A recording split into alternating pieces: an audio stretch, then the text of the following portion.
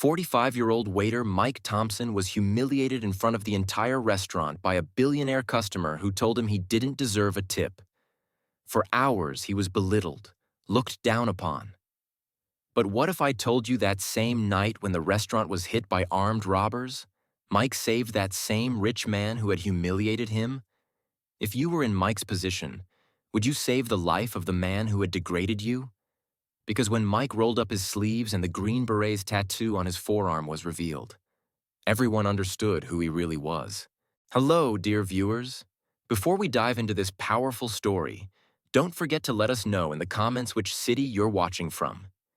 If you believe these real character stories need to reach more people, don't forget to hit that like button and subscribe to our channel. Make sure to ring that notification bell too, because today's story is about people you might never expect but encounter every day. What if I told you that the person serving you might actually have the skills to save your life?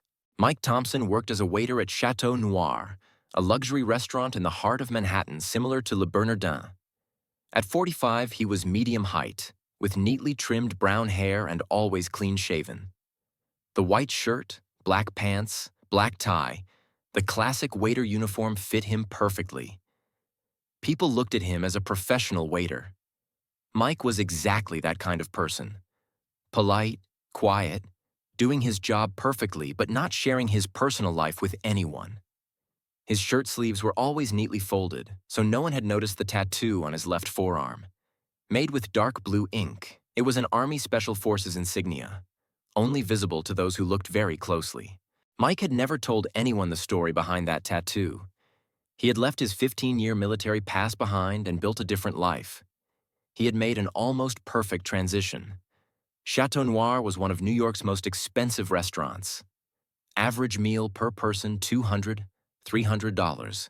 Wine list starting from $50,000.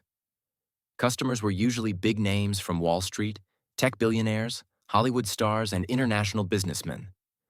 The restaurant's staff consisted of Chef Marcel Dubois, 52 years old, Michelin-starred French chef; temperamental restaurant manager Sofia Martinez, 38 years old, Spanish, perfectionist; sommelier James Parker, 41 years old, British, wine expert; waitstaff, 8 people including Mike, all experienced professionals.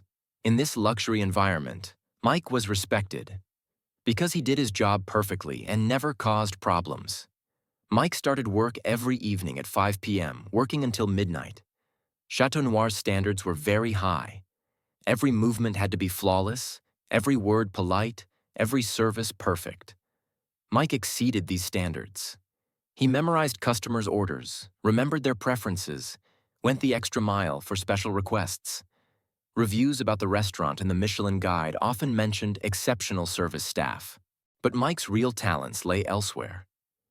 While working, he constantly scanned the environment, observed customers, assessed potential threats.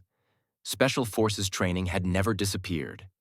Situational awareness, threat assessment, tactical planning, all continued working in the background. Other waiters sometimes noticed his difference. "Mike, why are you always so calm?" they would ask. "This job is stressful, but you're never affected." "Habit," Mike would say briefly. "I experienced more stressful situations in my previous job." That Wednesday evening at 8:30 p.m., Richard Blackstone came to Château Noir, 52 years old, with a $2 billion net worth tech CEO, founder of Blackstone Industries and a narcissistic personality. Blackstone always requested the same table, drank the same wine, and looked down on the staff. He saw himself as the center of the world and didn't hide this attitude. "Do you have a reservation?" When he asked, Sofia Martinez immediately jumped in. "Of course, Mr. Blackstone, your usual table is ready." Blackstone looked at Mike. "Waiter, wine list." "Certainly, sir," Mike said politely while extending the wine list. "Tonight's special recommendation?" "I don't need your recommendation," Blackstone cut him off. "Dom Perignon 2010 cold, and bring the food quickly. I don't have time." Mike nodded. "Understood, sir." As the night progressed, Blackstone's behavior got worse. The champagne wasn't cold enough. The food came too late. The garnishes weren't arranged as he wanted. He directed every complaint at Mike. "What kind of service is this?" he shouted loud enough to draw other customers' attention. "Is this what this restaurant offers for this money?" Mike remained calm. "I apologize, sir. Let's fix the problem immediately." Other customers started turning to look. "You waiters are all the same." Humiliation was harmful to Château Noir's atmosphere. Smile. Mike remained calm again. "You just carry plates. How can I serve you better, sir?" "Get training," Blackstone said, smiling. "If you're still waiting tables in your 40s, you must have done something wrong in life." When the bill came at the end of the meal, Blackstone's true character was fully revealed. The bill was $850. Normal tip should be 18–20%. Blackstone handed his credit card to Mike. "I won't be giving a tip." Mike was surprised. "Sir? Poor service quality, food came late, waiter incompetent," Blackstone said loudly, in a way that surrounding tables could hear. "Tips are given in exchange for money. You didn't deserve it." This was the biggest humiliation for a waiter, especially at a luxury restaurant like Château Noir in front of other customers. "Sir," Mike said politely, "perhaps there's a misunderstanding?" "No misunderstanding," Blackstone cut him off. "You're a simple waiter. I'm a billionaire CEO. You couldn't provide service worthy of my money." Other customers were now openly watching. Château Noir's staff was also tensely following the situation. "Maybe," Blackstone said while standing up, "instead of waiting tables at this age, you should find a more suitable job. Like cleaning?" This last word pushed Mike's patience to the limit, but he still remained calm. "Good evening, sir." As Blackstone was leaving, at 10:45 p.m., 3 armed men entered through the restaurant door. Masked, armed, and moving professionally. "Everyone down," their leader shouted. "This is a robbery. Nobody move." Customers started screaming in panic. Rich businessmen, socialites, celebrities, all crouched down in fear. At that moment, Mike's special forces reflexes kicked in. He quickly assessed the situation. 3 armed men, about 40 customers, 8 staff. Main exit blocked. Kitchen exit still open. The men's positions, weapon types, movement patterns. Everything was analyzed in his mind in 2 seconds. The robbery leader shouted loudly, "Phones, watches, jewelry, wallets, everything on the tables." The second man headed to the bar to empty the register. The third man stood guard at the door. Mike quietly moved toward the kitchen door. No one had noticed him because everyone was panicking. Mike found Chef Marcel in the kitchen. "Marcel, call the police. Exit through the back door. Get to a safe distance." "What's happening, Mike?" 3 armed robbers. I'll handle it. You just go." Marcel noticed the authority in Mike's voice. This wasn't waiter Mike anymore. This was someone else. Mike took a chef's knife from the kitchen. Heavy, sharp, reliable. Then he quietly returned to the main dining room. The plan was simple. First, neutralize the man at the door, then the one at the register, finally, the leader. Fast, quiet, efficient. When the first man noticed Mike, it was too late. Mike approached from behind, covered the man's mouth with one hand, took his weapon with the other. The man was neutralized in 5 seconds. The second man noticed Mike's presence while emptying the register. "Hey, you." Mike used disarm technique to take the man's weapon and slammed him against the wall. 3 seconds. When the leader understood the situation and turned around, he couldn't find Mike. The waiter uniform was camouflage in the darkness. Mike moved like a shadow and neutralized the last man too. Total time, 15 seconds. During the action, Mike's shirt sleeve had been torn. His left forearm was completely exposed and his tattoo was visible for everyone to see. A large, detailed Army Special Forces insignia. Crossed arrows, De Oppresso Liber text, airborne wings, and unit patch. A professional military tattoo. Richard Blackstone was staring at Mike in shock. What is that?" As police sirens approached, Other customers had also noticed the tattoo on Mike's forearm. "That's an Army Special Forces tattoo," said a former soldier among the customers. "Green Berets. This man served in Special Forces." Mike calmly replied, "Yes, I served for 15 years. 5th Special Forces Group." Blackstone's mouth fell open. You're a waiter." "Yes, I'm a waiter," Mike said. "But I'm also a former Green Beret. Both are part of who I am." When police arrived, Mike explained the situation. 3 armed robbers, all neutralized. No one was injured. The police officer saw his tattoo. "Special Forces?" "5th Group, 2002-2017, Mike said. "Afghanistan, Iraq, multiple deployments." "How did you single-handedly neutralize 3 armed men?" "Training," Mike said simply. "Green Beret training never goes away." Blackstone's voice was shaking. "Mike, how I treated you." "Richard," Mike said kindly. "You didn't know me. That's normal.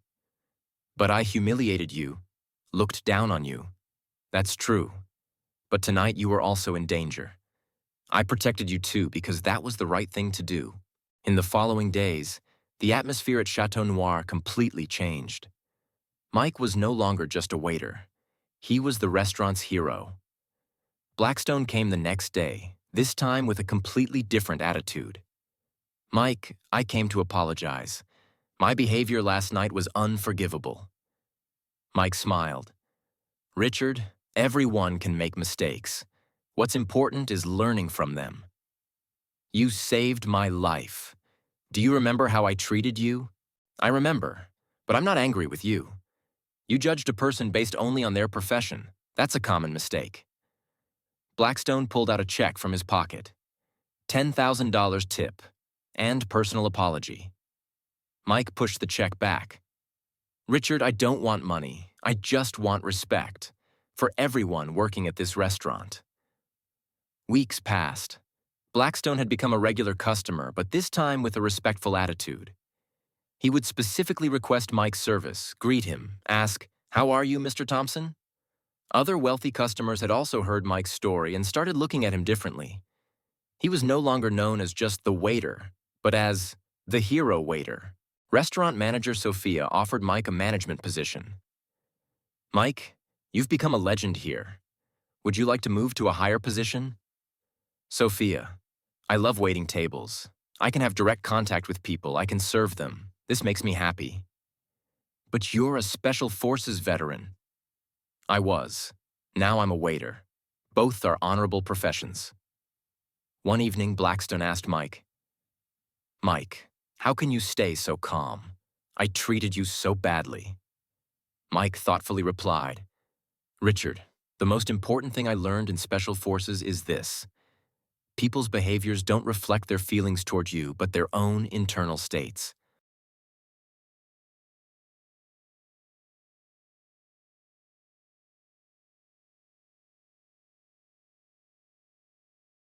"What do you mean?" "When you treated me badly that night, you were actually showing your own frustration. You felt you needed to show power. This wasn't about me, it was about you." Blackstone understood. Mike's wisdom came not just from military training, but from life experience. That night at the end of his shift, Mike looked at the tattoo on his forearm. De Oppresso Liber, to liberate the oppressed. When he was in Special Forces, this motto had different meanings. Now it was a principle he applied every day, liberating people from their prejudices, judgments, their own limitations. Mike Thompson was still a waiter, but he was also a life teacher. In every interaction he had with customers, he taught humanity, respect, humility, because true power doesn't lie in looking down on others, but in valuing them. And true service is done not with weapons, but with heart. 6 months later, Château Noir was not only a luxury restaurant, but also a place where respect and humanity were taught. Mike's approach had affected all staff. Customer satisfaction had reached record levels. Mike still wore the same uniform, served the same tables, but he no longer hid the tattoo on his forearm. That tattoo was a symbol not of his past, but of his character. Most importantly, everyone was now looking at each other differently. Because the most valuable lesson they learned that night was, don't judge people by their professions. Try to know their stories, their values, their characters. Maybe the person serving you has wisdom that can change your life. Mike Thompson had proven this. Green Berets once, service always. De Oppresso Liber. And sometimes oppression comes from defining a person only by their job. Thank you for listening to this story. Are there people like Mike around you? Do you know them only by their professions? Share in the comments and don't forget to subscribe to our channel. Because everyone has a story, we just need to listen.